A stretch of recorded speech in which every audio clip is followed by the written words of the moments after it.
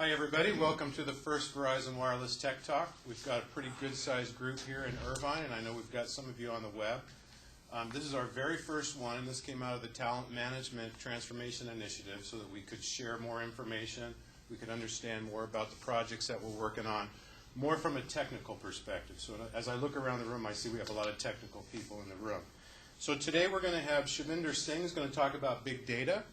And then we're going to have Dinesh Rekar, hopefully I'm saying that right, talking about e-commerce. So I'd like to welcome you up to talk about big data. So thank you very much today. Thank you.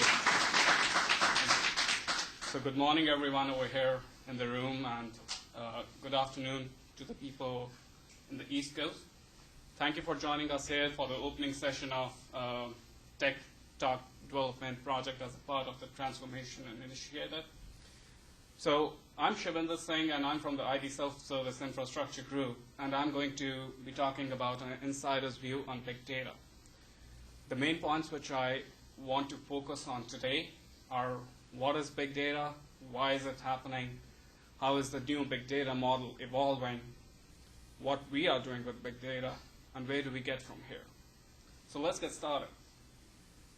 Now, most of us, the people in this room and across the web, we are from a science background or engineering background. So the very first question, whenever it comes to us to define a process or an entity, is that we try to define it in terms of how it fits in a scientific model. So given that when we answer the question of what is big data and why is it happening, the very first question we put it to the basic sciences. So in that terminology, I don't think this term really fits. The term big itself is not a unit of measurement, time, velocity, etc. So it's definitely not defined by physics, nor can it be calculated using any mathematical equations. So that essentially means that it's a perception of what you think. So many people think, they say big data is terabytes, some say petabytes, zettabytes, etc.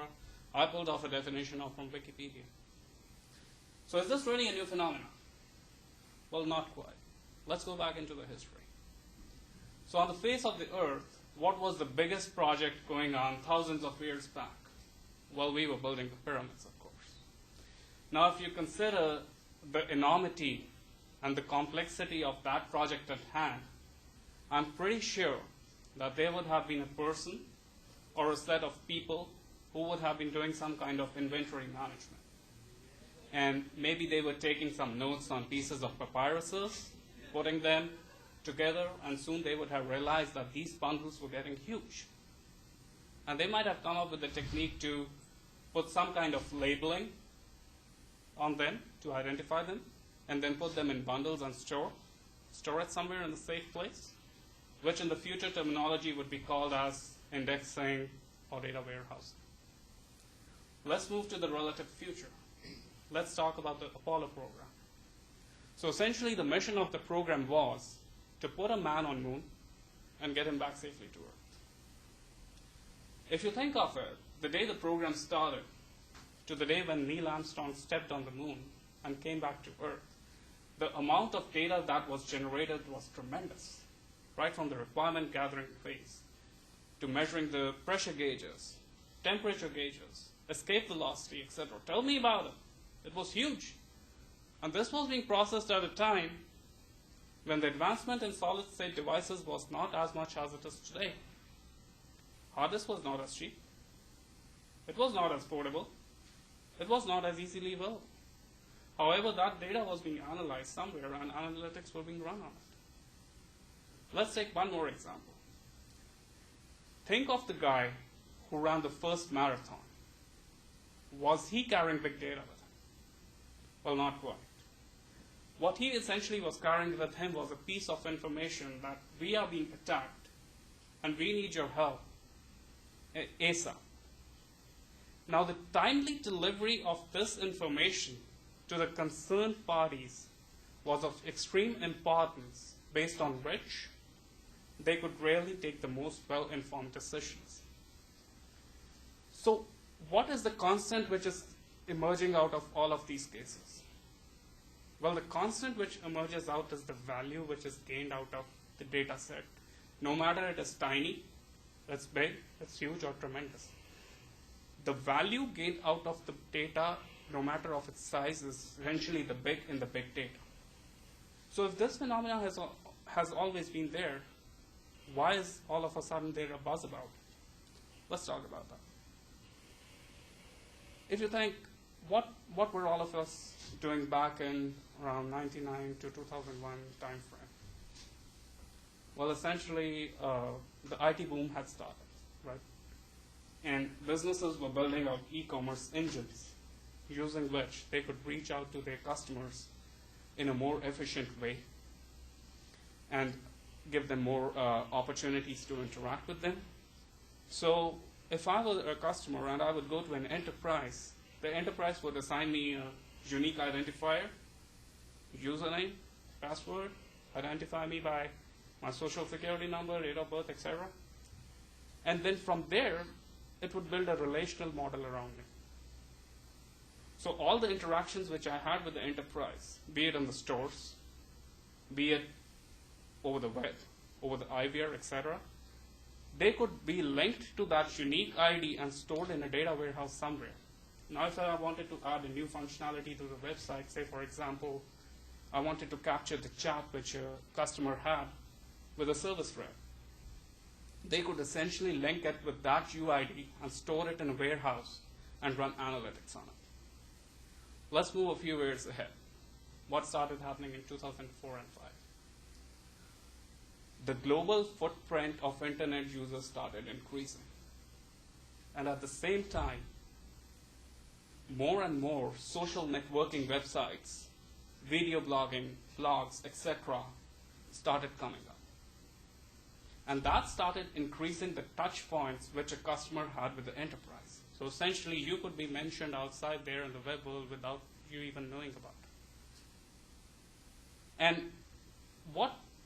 And the way the technologies have evolved with that is an interesting point to see. So if we look at the timeline of how database technologies have evolved, we see that right from 1977, when IBM launched the first relational database model, to about 2008 or 9, there was not really a lot happening in the DB arena. There were few players in the RDBMS field who had their certain products, and they were ruling the market and revolutionizing the IT boom. However, if you see around the 2008 and 9 time frame, there's a whole sort of activity which comes up on the timeline.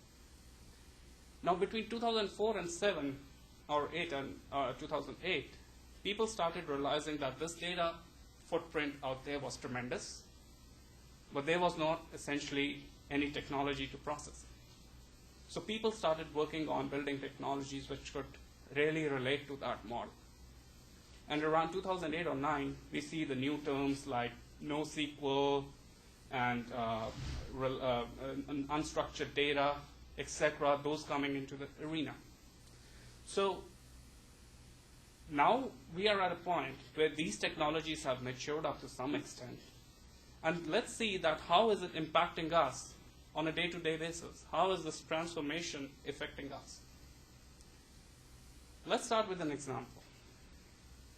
When we launched our most iconic device, when the iPhone came to us, in the history of the device, we were the only successful carrier to have it launched without any issues. And that is a moment we all should be very proud of. Now, behind the scenes, to make that a success, there was a huge amount of effort and time spent to design that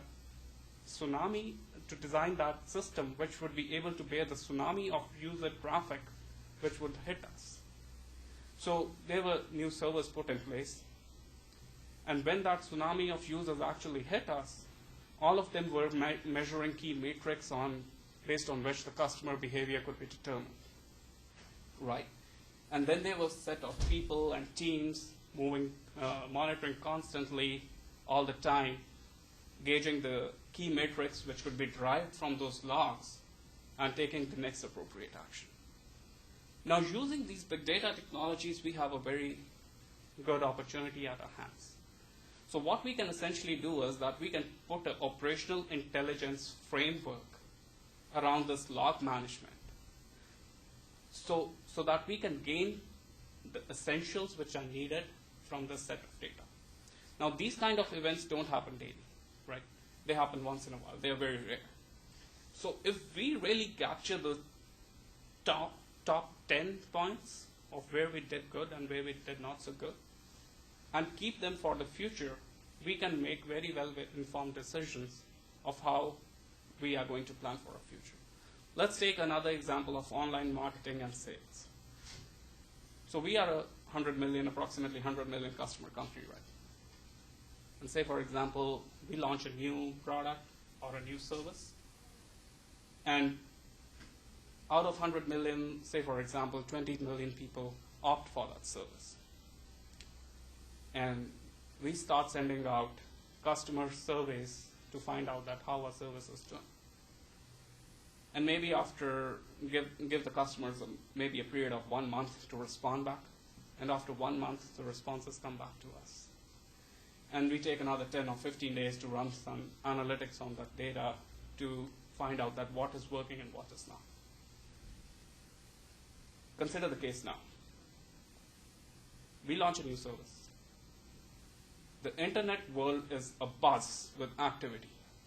There are news, reviews, blogs, tweets, etc. happening talking about us.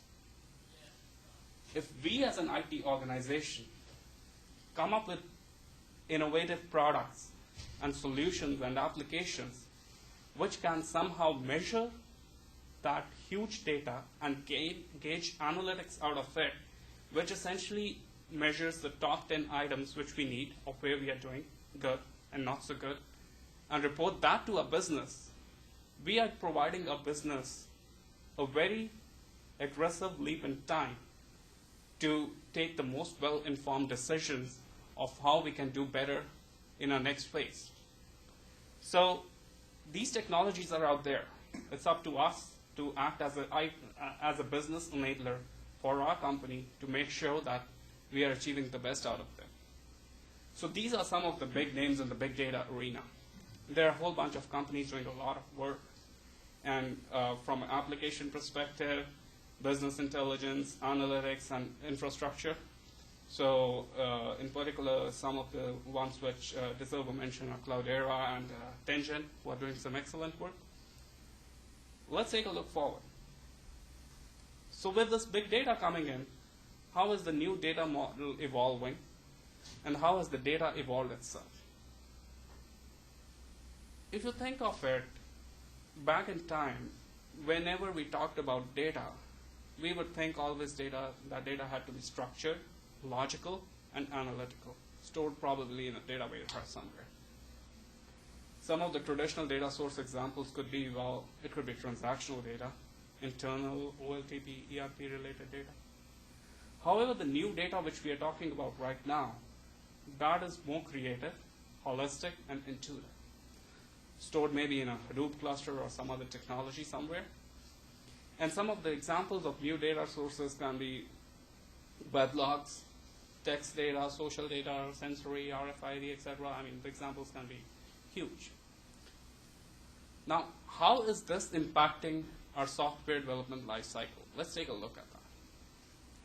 So usually what happens in a SDLC is that the business comes up with a requirement, right? And they come to the business analyst who sit down and understand the requirement of the business, go to the development teams and design the requirement. At times, the development teams might say, well, the technology is not out there to process this kind of data, and we'll have to work, and this might take X amount of time for us to put a feasible solution. For us as an IT organization, I think we have a great opportunity over here. If we can think of more creative ideas and reach out to the business and tell them that we have this data sitting out there, and we have the technologies to process it, we are enabling our business to think in more creative ways along with us to come up with solutions which can help us in being a market leaders in our specific area. So this is a virtual gold mine we are setting upon. Now, whenever we think of big data, we mostly think of the data being external. Well, that would be far from true. Most of the times, the data is sitting right under us. There's a very interesting case study which has been just posted by ClickFox. The study says that a certain wireless carrier hired McKinsey Corporation to come up with a solution to reduce their call center volume. Now, McKinsey in turn partnered with ClickFox to see what could be done with it. Now, ClickFox, McKinsey, and the wireless carrier, all of them sat together, and they started working on the journey of a customer right from when they get onboarded to about 90 or 180 days, and capture that entire process to see that what prompts a customer to call the call center. And as you can imagine, the data of a customer, it is not in a single place. Within an organization, it's extremely siloed. Network people might have network-related data for the customer. Customer service might have customer service. Online self-service might have self-service related data. So you never know based on what point in the journey a customer is calling you. And each call is very expensive. So ClickFox and McKinsey, they came up with a solution that if we have a cohesive picture and an integrated picture of this entire data within the organization, that essentially helps us in capturing the journey of the customer and eliminate the points which are prompting the customers to call us. Now, the study claims that they saw a call center reduction of 60% using what ClickFox and McKinsey did. So the point really is that at times we are sitting on a data gold mine just below us. We just need to realize that, and as an IT organization, come up with more creative ways to think on how we can enable our business to run in a more efficient and functional way so that we are always ahead of the competition. Now, most of the time spent in an SDLC is typically on two phases, during the analysis and the design phase. Now, in this case, we know that since the data is virtually below us, and if we can analyze the requirements ourselves and see what kind of scenarios we could meet, we can eventually potentially have some savings in time and savings in design also, because these new technologies, they have simplified the data model quite a lot. They are schemaless, structureless, and they are integrating, they have the ability to absorb this diverse data. So that is one way using which we can really monetize data, big data in terms of an IT organization. Now, let's talk about what are we doing with big data. So this is a stack which compares the traditional technologies in comparison to big data technologies. Most of it is quite explanatory, self-explanatory. However, I would like to spend some time on the last three aspects: storage management, clustering, and redundancy configuration.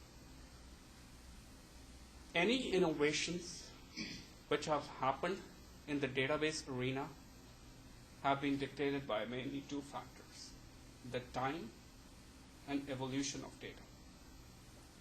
If you think of back in 2001 or 2002, let's take the example of Oracle RDBMS. We were essentially in a client-server model at that point of time. So you would have a database and the application server sitting in front of it, and the traffic would go back and forth, and the users would get their results.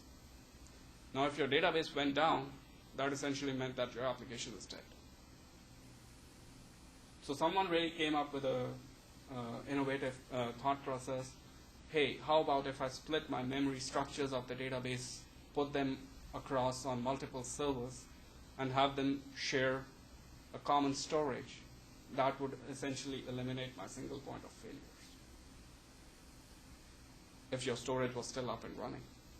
And that was a very innovative process, and that was essentially the birth of Oracle Real Application Clusters, ASM and ACFS up to some extent. So what it essentially did was that there were people who were managing these databases earlier, and it opened up a new skill set for them to embrace. So earlier these job functions were segregated across the organization. Oracle tried to absorb them together. And so the skill sets needed to be evolved, right? And now, with the big data technologies, in particular for these two categories, we are seeing the same thing. HDFS and Hadoop Zookeeper and Mongo clustering, they are pretty much on the same lines and have similar mindset when evolving. The other part is the redundancy configuration. I would like to take the example of our Access Manager suite to compare how this compares with big data. So currently in our Access Manager suite, we have a configuration where there's a primary write node at any given point of time, and there's a NetScaler layer on top of it. So if the primary goes down, the NetScaler rules determine that which one is the next available node and make them as the primary node.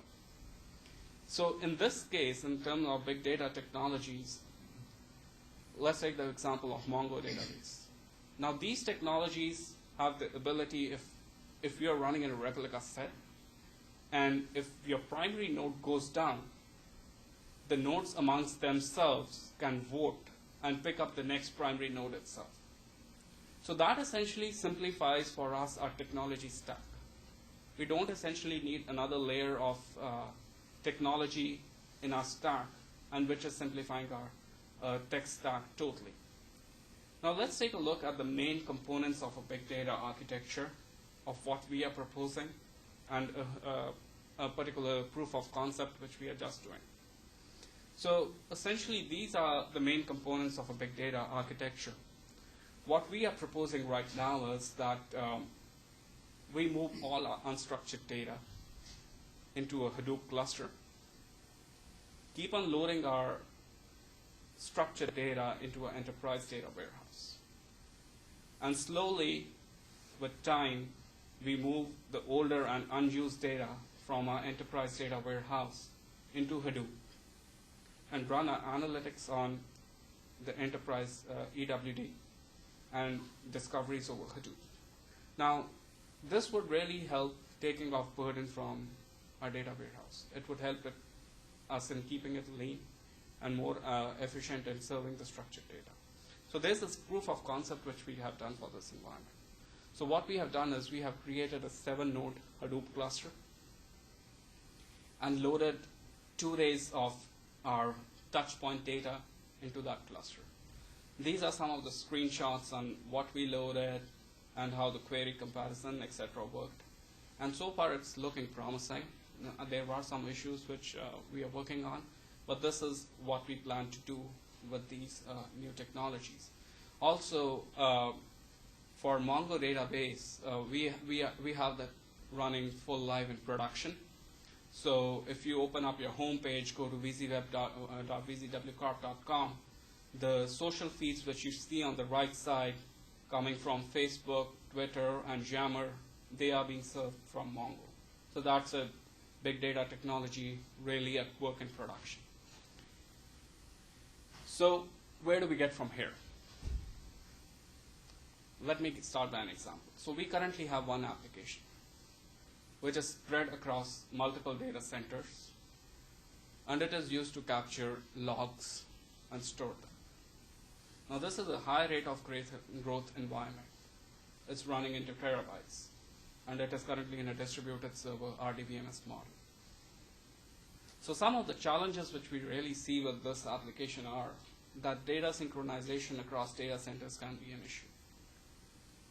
And especially if we plan to add more customer touch points to the mix, that makes this, the size of our application even more bigger. And the two-phase commits become more problem, especially if you want to add another multi-site to the mix. So let's see how can the big data technologies help us in overcoming this. So what we could do using the big data technologies is that we could split each database into replica data sets. Now that would enable us to capture multiple data touch points with the customers. Since we are able to process unstructured data now, which does not belong to a particular customer, or which really has no structure, we would be able to capture that. And we might gain some savings in terms of SDLC because the data model is simpler and we have the ability to process this unstructured data. Now these new technologies, they also come with an option of sharding, which is essentially you divide your data sets into multiple servers, and which gives you better query performance for your queries. What are some of the challenges which we see with this model? Well, for one, we need to have a very robust backup technology. These technologies, they are still evolving, right? And if we are spending time and resources to bring them into our portfolio, we need to make sure that we have a very robust backup technology that we can use in case of a disaster. We need to have a peace of mind for that. And the other is having the perils of a new technology. Now this is similar to any new technology we bring on board. There might be some unexposed bugs in the technology which might not have been exposed yet, and which really might come out when we put these technologies to the volumes of data which we are talking about. So if we are in that scenario, we really need to think about that. How do we come up with a plan so that our business continuity is not affected? So we need to cover those aspects as well. So where do we get from here? What does all of this mean? Does this mean that the old relational databases are going away? Is big data entirely capturing the market? Well, not quite. People started writing off IBM mainframes a couple of years back. They're still going strong. RDBMS technologies have shaped the mindset of a generation. They have been the flag bearers in the IT revolution.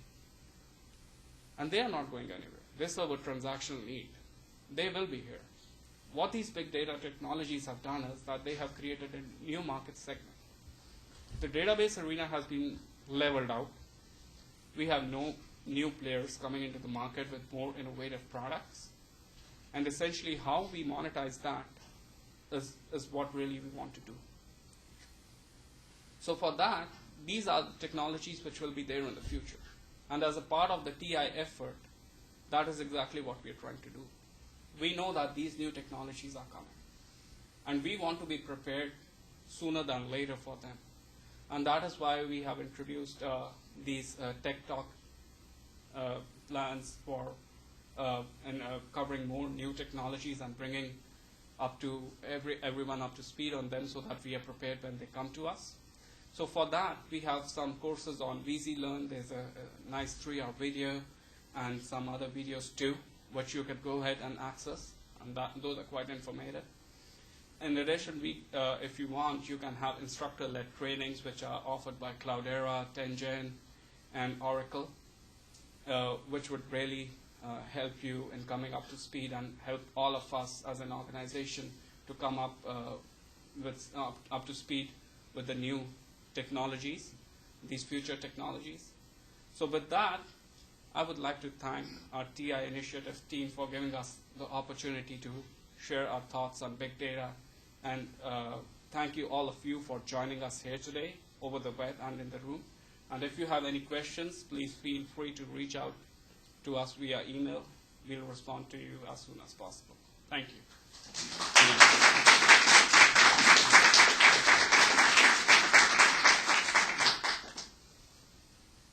Good morning, Irvine.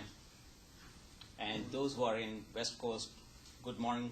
And East Coast folks, good afternoon. I am Dinesh Riker. I work for e-commerce team. I'm here to present you about the optimization techniques that we use to improve our website.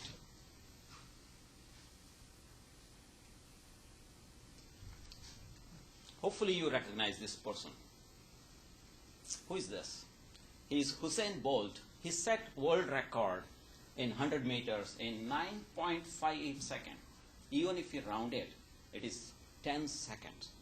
In 10 seconds, he was able to run 10 meters. That means about 33 feet we are talking about in 1 second. Why it is important? It is important that he set the goal. He set the standard. And how I can relate that to our Verizon Wireless? We also do setting the goal. We set the goal for the customers. We set the goal to serve our customer, how we can do it better for them. As a Verizon Wireless, we exactly do is leading the industry and others follow us. I want to grab your attention to our homepage, which is verizonwireless.com.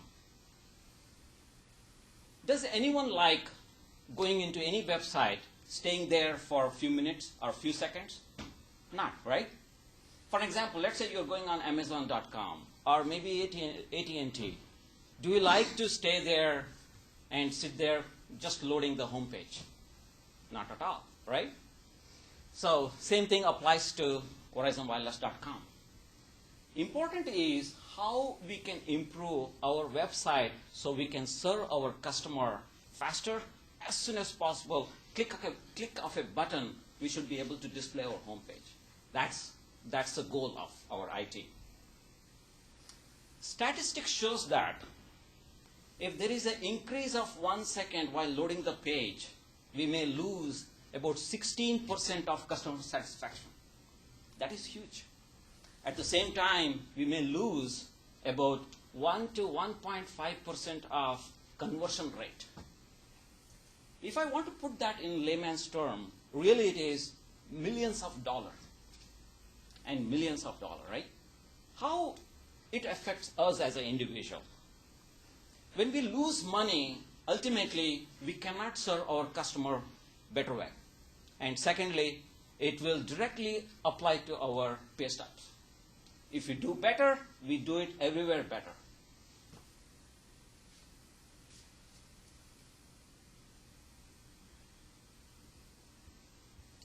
What is the problem at our hand? AT&T page was loading in 3.81 seconds, whereas our home page was loading in 4.5 seconds. Do you like our competitor to be number one? Absolutely not, right? So that was our challenge.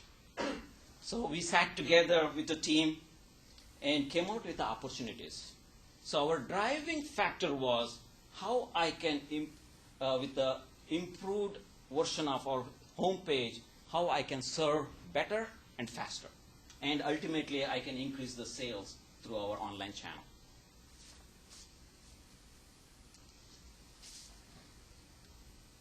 I wanted to walk through a step-by-step process that we followed in order to do this. First, what we did is we took a competitive ratings from top website, and we were number 5 there. And then what we did on your right-hand side, you'll see a table. We took it for wireless vertical, and we were number 2. And you can see that 4.55 second versus 3.81 second. And that was a big challenge. Why I showed you Bolt's picture was, he did it in 10 seconds, right? If somebody wants to beat him, at least he has to be better by 1/10 of a second or 1/100th of a second. So making our page faster, that means we are improving the page load time. It is very challenging, and it was an opportunity for us to consider what are those challenges, sit together with the team, and we came up with the ideas what we can do.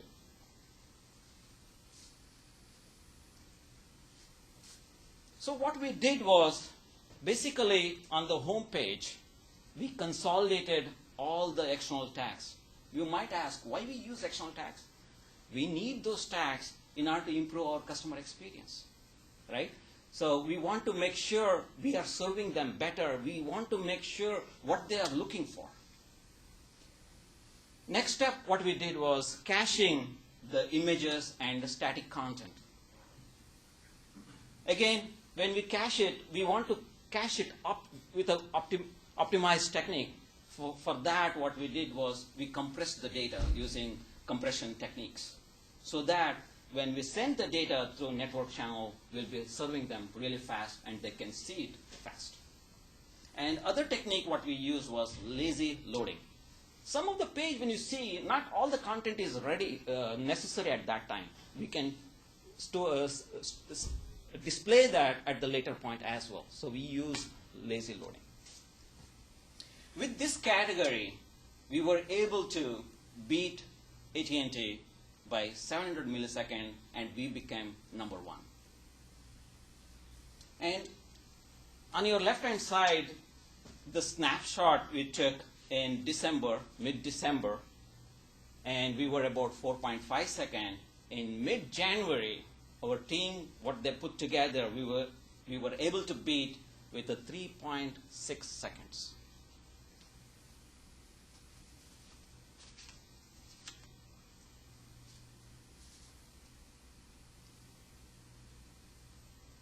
I wanted to get you a little bit technical details, what we did really in order to achieve that.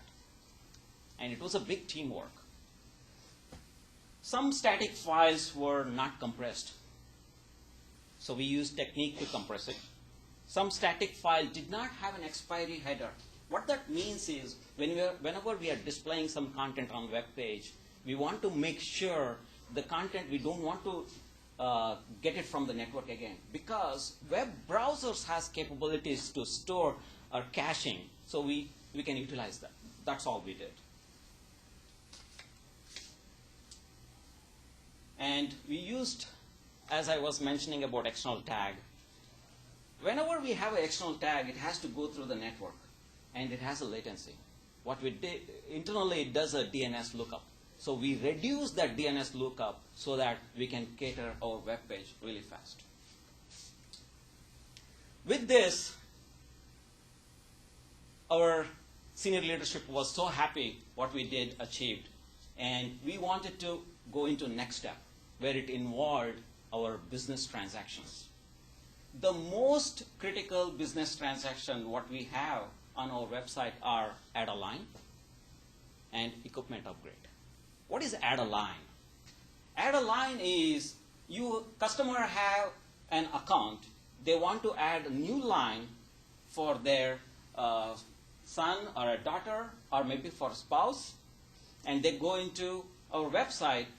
If they take minutes together in order to put the transaction, it does not look good, right? So we took that opportunity how we can improve it.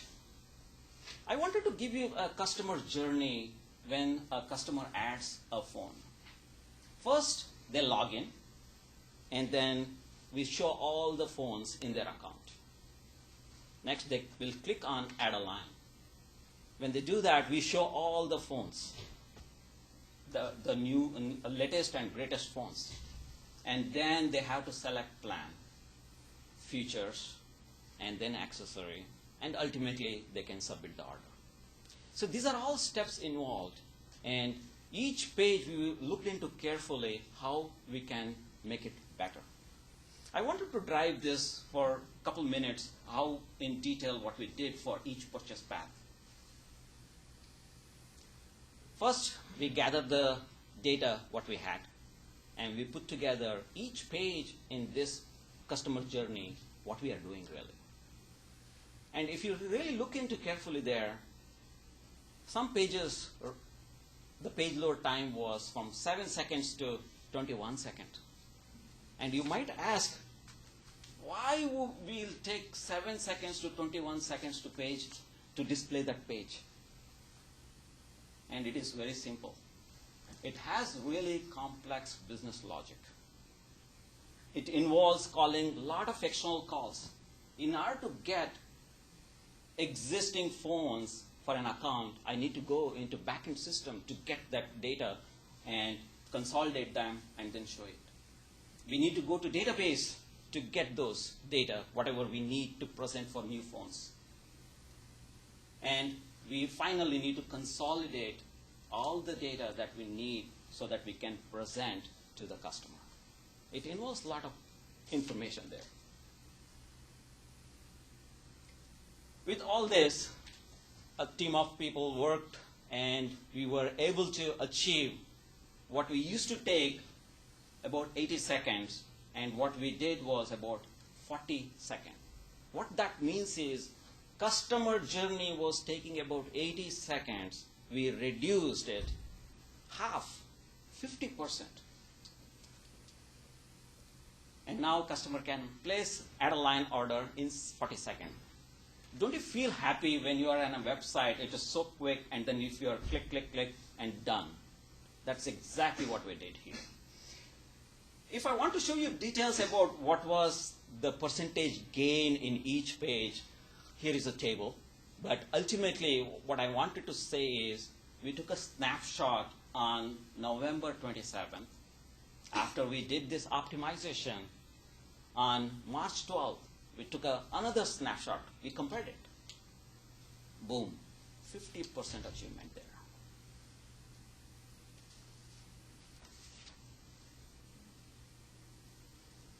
Then we wanted to do checks and balance.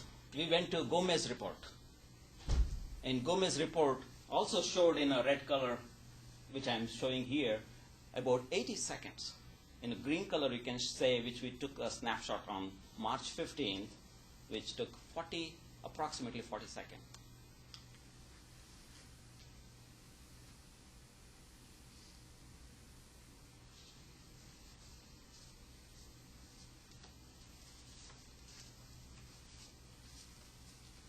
What we did in this business transaction was we analyzed the database calls. What we can do in terms of caching instead of going into database. We analyzed external calls, maybe from DVS calls, vision calls, point of sale calls. We analyzed almost all API calls and then thought how we can improve it. We refactored a lot of unwanted method calls. And there were some optimization techniques that we used in DWR framework as well, calling multiple times versus one single shot, do multiple things at a time. And we did a caching of data in add a line and other purchase path. And finally, one important other thing that we did was converting our existing Webflow, which is a framework that we were using. We changed it to Spring MVC.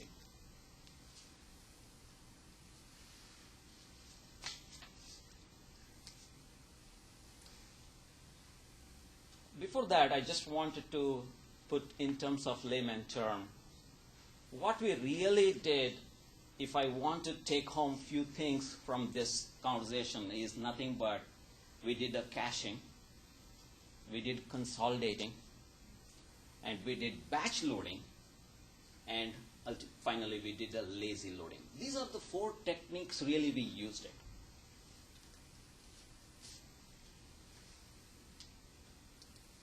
I have one quote, and of course you guys remember this. This is from Spider-Man. Uncle Ben says, great power comes with great responsibility. So being number 1 in Verizon Wireless in the industry, we have a lot of responsibility. We have to serve our customer as much as possible, as fast as possible. And we always set the standard in our industry. And we need to continue that one small stretch that can make us and keep us in number 1. I wanted to say thank you very much for this participation. I really appreciate all your presence here. And I want to thank our technical talent development team and team members of all development, QA, infrastructure, who have helped to accomplish this IT goals. I want to thank our co-workers, and senior leadership for their continued support. I think this venue, what we have is, technical talent development is really great venue and great opportunity for all of us to share technical challenges and appropriate solutions. And lastly, I want to really thank Shivinder for an excellent presentation for covering the big data. And I'm sure most of us know what is big data. And with this, I want to conclude. Thank you very much for attending this. I really appreciate it. And all the deck, what we have, will be available. Team will be communicating further. Thank you very much.